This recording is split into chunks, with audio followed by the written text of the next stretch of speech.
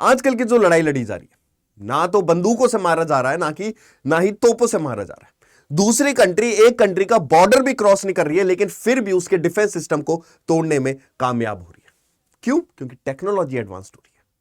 Same ऐसे ही देखा गया है दिल्ली के इंदिरा गांधी एयरपोर्ट पर, जहां पर ना कोई टेररिस्ट आए हैं, ना ही आतंकवाद फैलाया गया है, ना ही बंदूकों की गोली सुनाई दी है, लेकिन पूरा का पूरा सिस्टम हैक भी कर दिया है। जहां पर ऐसा लगा था कि भाई क्या हो गया है, पकड़ेंगे तो किसको पकड़ेंगे, क्योंकि देखने के लिए मिला था जीपीएस स्पूफिंग। आपने AK-47 सुना होगा, आपने हेलिना हेलीकॉप्टर सुने होंगे, आपने रफेल सुना होगा, लेकिन जीपीएस स्पूफिंग ये एक टेक्नोलॉजिकल टर्म है जो देखने के लिए मिली थी फ्राइडे को, या ये बोल सकते हैं सिर्फ दिल्ली में नहीं, और भी कई राज्य या फिर और भी कई एयरपोर्ट्स पर यह वाली चीज देखने के लिए मिली है। क्या यह पहला केस हुआ है? तो नहीं, ये पहला केस नहीं हुआ है। क्या ये सर कल हुआ है? तो ये कल नहीं हुआ, ये काफी टाइम पीरियड से हमारा चल रहा है। तो ये है क्या, केस क्या हुआ है, इसका इंपैक्ट कितना लार्ज हो सकता है, चलो आप देखते हैं। तो मैं विकास नागर स्वागत करता हूं आपका स्टडी आईक्यू पीसीएस प्लेटफॉर्म पे। आशा करता हूं आप सब लोग अच्छे होंगे और बहुत मजे में भी होंगे। जो ये वाला केस हुआ है, हमारे जीपीएस स्पूफिंग जो हुई है हमारी इंदिरा गांधी इंटरनेशनल एयरपोर्ट पर हमें देखने के लिए मिली है। इसमें क्या रहता है, फेक सैटेलाइट सिग्नल्स भेजे जाते हैं। हमको ऐसा लगता है कि जैसे फ्लाइट जो है वो यहीं पर ही लैंड करनी है, शायद से सिग्नल यही आ रहा है, लेकिन वो फेक सिग्नल्स होते हैं, वो डाइवर्ट कर देते हैं, वो सही डायरेक्शन नहीं होता, वो आपको मैनिपुलेट करने के लिए या फिर मिसलीड करने के लिए भेजा जाता है। ओरिजिनल सिग्नल्स जो रहते हैं दिखते बिल्कुल वैसे ही हैं, लेकिन वो फेक होता है, जिसकी वजह से जो हमारा रडार सिस्टम होता है, जो हमारे पायलट्स होते हैं, जो भी फ्लाइट्स की लैंडिंग होती है, सब डिस्टर्ब हो जाता है। अगर एक फ्लाइट डिस्टर्ब हुई तो दूसरी फ्लाइट्स भी क्यू में है, वो लैंड नहीं कर पाएंगे। अगर वो लैंड नहीं कर पाए तो जहां जहां से फ्लाइट्स आनी है या फिर जहां जहां से लैंडिंग होनी है या फिर ओवरटेक या फिर फ्लाइट उड़ान भरनी है, वहां से सिंपल ट्रैफिक जाम देखने के लिए मिलेगा। सिर्फ traffic jam. Minimum 800 flight delay रही थी फ्राइडे को, यानी कि कल। बहुत सारी तो डाइवर्ट कर दी गई थी जयपुर और लखनऊ की तरफ, और इसने क्रिएट कर दिया था एक बहुत बड़ा डिसरप्शन, बहुत बड़ी टेंशन ला दी गई थी, जहां पर चीजें ऐसी लग रही थी कि भाई हम लोग कर क्या रहे हैं, ये हो कैसे रहा है। और सिर्फ दिल्ली ही एयरपोर्ट पर इतना बड़ा कंजेशन कैसे देखने के लिए मिला है, देखते हैं। यह हुआ था एक डोमिनो इफेक्ट। डोमिनो इफेक्ट का मतलब होता है कि दिल्ली एयरपोर्ट पर अगर एक फ्लाइट डिले हो रही है, लेकिन दूसरे फ्लाइट की वो टाइमिंग है लैंड होने की, और किसी की है उड़ान भरने की, कोई ना फ्लाइट उड़ान भर पा रही है, ना ठीक से लैंड हो पा रही है, सारी की सारी फ्लाइट्स क्यू में है, और धीरे धीरे क्या होता जा रहा है, ट्रैफिक जाम होता जा रहा है। अगर एक एयरपोर्ट पर ट्रैफिक जाम हो रहा है तो दूसरे पर भी होगा, क्योंकि दूसरी फ्लाइट उड़ान नहीं भर पा रही है दूसरे एयरपोर्ट से। तो यानी पूरा का पूरा एयर ट्रांसपोर्ट स्टक हो गया था। जैसे ट्रैफिक जाम में स्टक हो जाते हैं, रेड लाइट जब खराब हो जाती है, तो सेम वैसे ही थोड़ा सा ऊपर लेवल पर एयरपोर्ट पे ये वाली चीज देखने के लिए मिल गई थी, जहां पर 100 कनेक्टिंग फ्लाइट्स डिलेड हुई थी, बहुत सारी रीस्केड्यूल हुई थी, और दिल्ली रैंक कर गया था second globally flight disruption Tuesday को। यानी पूरे वर्ल्ड में दूसरे नंबर पर आया था जहां से सबसे ज्यादा डिसरप्शन और कंजेशन देखा गया था, जहां पर फ्लाइट्स डिले हो रही थी, फ्लाइट्स रुक गई थी, फ्लाइट से रीस्केड्यूल हो रही थी, जहां पर एयर ट्रैफिक कंट्रोल जो है, एटीसी सिस्टम जो है, वो ओवरलोड हो गया था। जीपीएस स्पूफिंग होती क्या? जीपीएस स्पूकिंग एक तरीके का साइबर अटैक होता है। एक फेक जीपीएस सिग्नल्स भेजा जाता है जिससे कि नेविगेशन सिस्टम को मिसलीड कर दिया जाता है।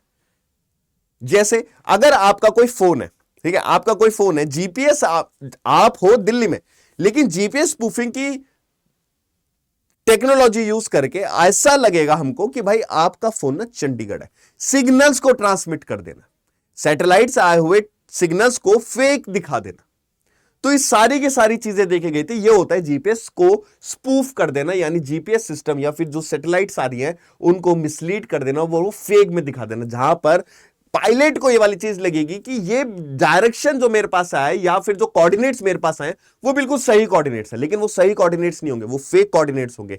फ्लाइट को अगर ईस्ट में मुड़ना है तो शायद से वो लेफ्ट में मुड़ जाए, और ये पहला केस नहीं हुआ है, बहुत बार ये चीज देखी जा चुकी है। जीपीएस जैमिंग अलग होता है।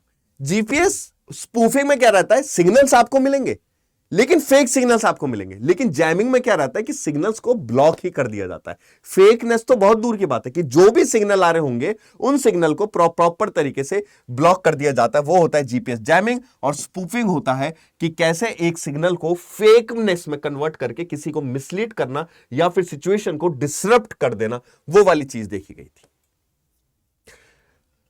जीपीएस स्पूफिंग जो रहता है कि वो फेक सिग्नल्स भेजता है, एयरक्राफ्ट को मिसलीड करता है अपनी ही रियल लोकेशन से। एक तरीके का बहुत बड़ा साइबर अटैक माना जाता है और एयरक्राफ्ट को डेविएट करता है अपने ट्रू पाथ से। वहीं पर ही जैमिंग सिग्नल्स को ब्लॉक कर देता है, एयरक्राफ्ट उड़ ही नहीं पाएंगे, उनको जीरो सिग्नल्स मिलेंगे।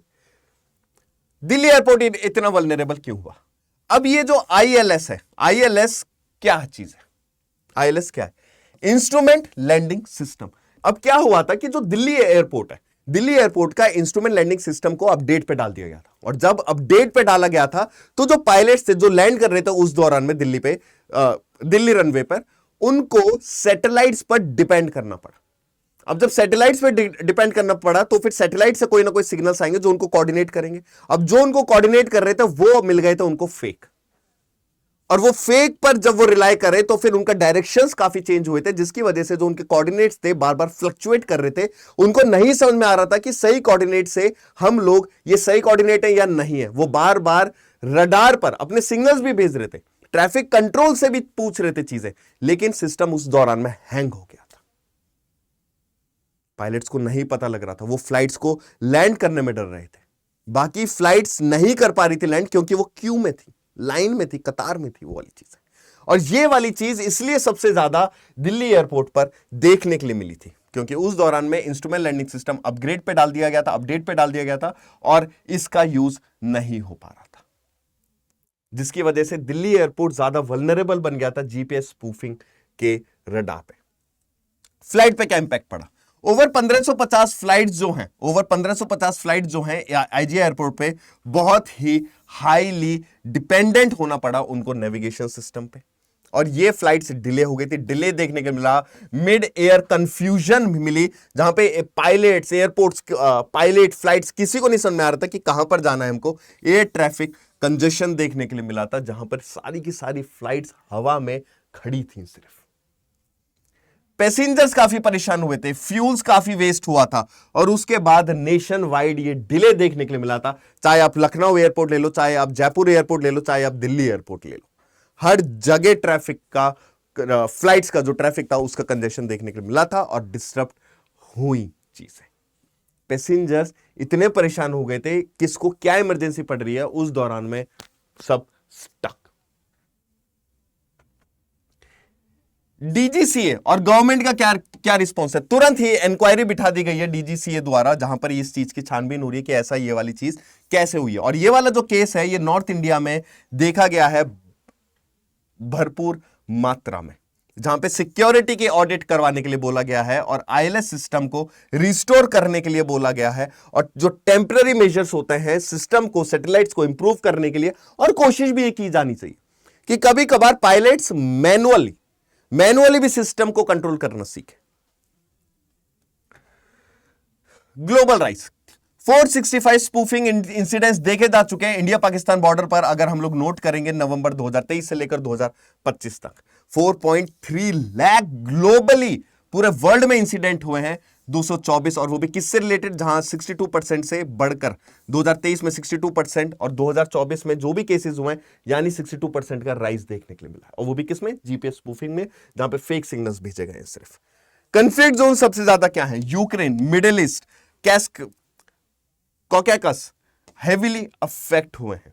बेटर सैटेलाइट की सिक्योरिटी की मांग की जा रही है। मेजर ग्लोबल इंसिडेंट कौन से हुए हैं? कजाकिस्तान में हुआ है ये वाली चीज, म्यांमार 2025 में ऑपरेशन सिंदूर में हुआ है, जब हमारे इंडिया के जो एयरफोर्स सिस्टम है, हमारे इंडिया का जो एयरफोर्स सिस्टम है वो पूरी जाम हो गया था पाकिस्तान रडार के उस पे, जहां पे टेररिज्म के हल्की सी स्ट्राइक देखने के लिए मिली थी। रिस्क क्या है?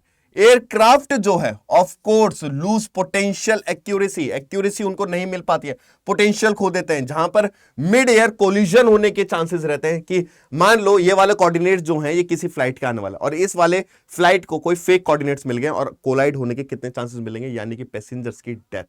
क्रिमिनल कौन है नहीं पता लगा, क्यों? क्योंकि ये वाली जो फाइट हुई है टेक्नोलॉजी बेस्ड हुई है। Mid air collision, fuel inefficiency, accident potential यहां पर इस दौरान में देखा गया है। पैसेंजर्स का जो कॉन्फिडेंस है वो काफी गिर चुका है, जहां पे मल्टीलेयर अर्जेंट नीड है हमें मल्टीलेयर जीपीएस ऑथेंटिकेशन की। प्रिवेंटिव मेजर्स कौन कौन से लेने चाहिए? हमें हमारा आईएलएस सिस्टम जो है, इंस्ट्रूमेंट लैंडिंग सिस्टम जो है, उसको हमें अपडेट करना पड़ेगा। हमको हमें डिप्लॉय करने पड़ेंगे multi constellation GNSS system, ground monitoring sensors, pilot को ट्रेनिंग देनी पड़ेगी मैनुअल नेविगेशन की, जिससे कि स्पूफिंग सिनेरियोस को कम किया जा सके। और बात सिर्फ जीपीएस स्पूफिंग नहीं है, सबसे बड़ी चीज है कि हमको और ज्यादा एडवांस होने की जरूरत है, क्योंकि जो हैकर्स हैं वो ज्यादा एडवांस लेवल पर सोच रहे हैं।